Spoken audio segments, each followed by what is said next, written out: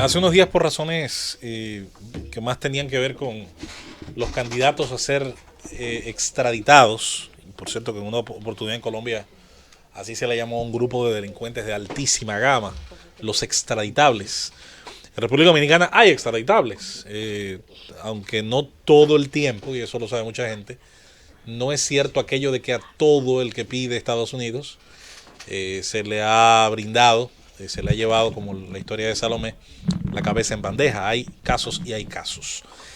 En lo que concierne al otro, a la otra parte, donde también la República Dominicana, insisto, pierde, porque los dos ejercicios perdemos como país, es el caso de quienes desde los Estados Unidos son deportados hacia la República Dominicana.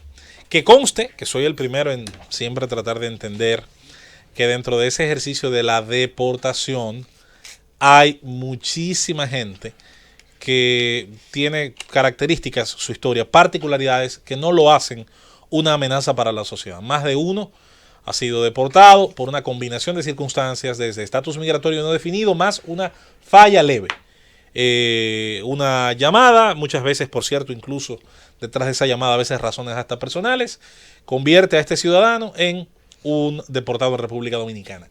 Nos acostumbramos, por lo que hace 15 años ocurría, 15, 20 años, incluso un poco más, a asimilar la idea de deportado a una persona de altísima peligrosidad, a una persona que ha pasado por delitos vamos a decir, de un altísimo daño a la sociedad estadounidense, y que después de cumplir un periodo en sus cárceles, pues decide el proceso norteamericano, por un tema de abaratar costos, con la población carcelaria más grande del mundo, decide pues llevar a los países de origen a estas personas.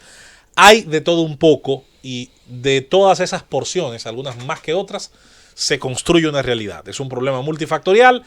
El tiempo fue haciéndole ver a estas personas que reintegrarse a una sociedad que ni siquiera ha sido capaz de reintegrar a su propia población carcelaria, sobre todo aquella que no proviene de los altos estratos, y vaya que pensar en un preso de altos estratos sociales hace unas cuantas décadas era también algo bastante extraño, algo bastante difícil de ver, pero incluso hasta en eso los tiempos cambiaron. Hay hasta una democratización, sobre todo después de ver a banqueros y ciertas figuras llegar a la cárcel.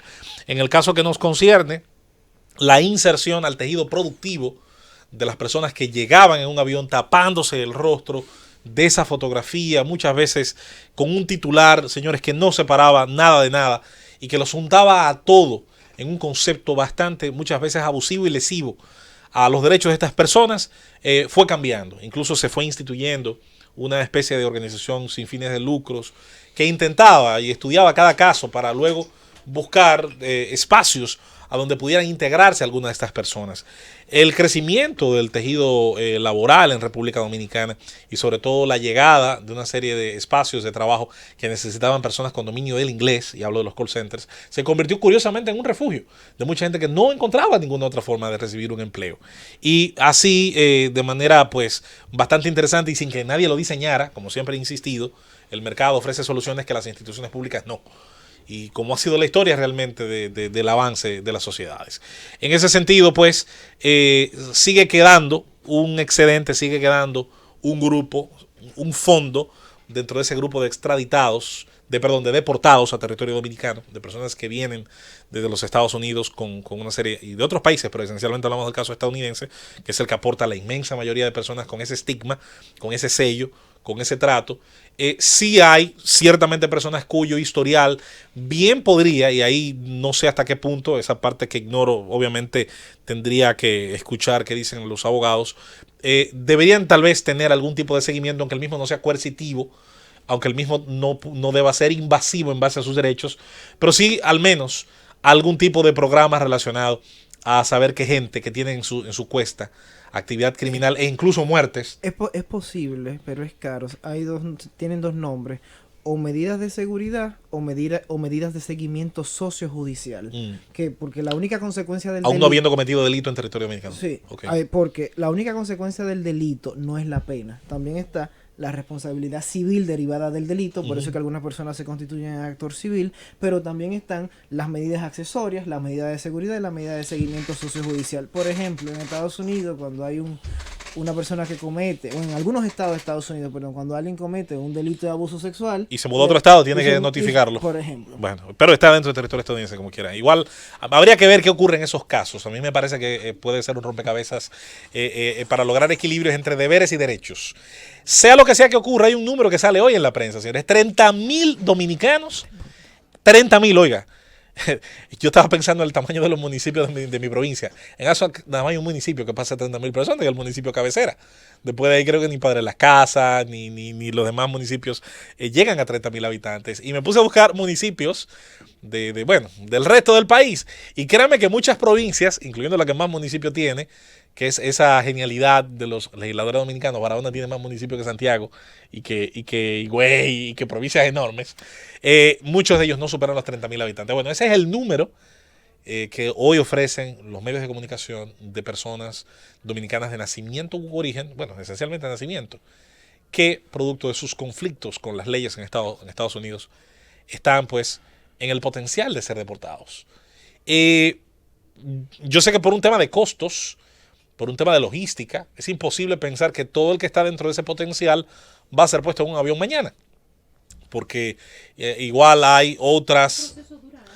y hay otras personas de otras nacionalidades, más numerosas incluso, en su migración a los Estados Unidos, pero y gracias al caso mexicano y el caso centroamericano, del cual, por cierto, el campeón de la deportación, mucha gente se sorprendería que no es el presidente actual. Bueno, dura años, José Luis. Fue el presidente anterior. Si el imputado de los Estados Unidos o el solicitado en extradición no está de acuerdo con la extradición, porque no es que de Estados Unidos dice que tú te vas y sí, tú no te vas en ese unilateral, momento. No es unilateral. Entonces, creo que en algunos casos también.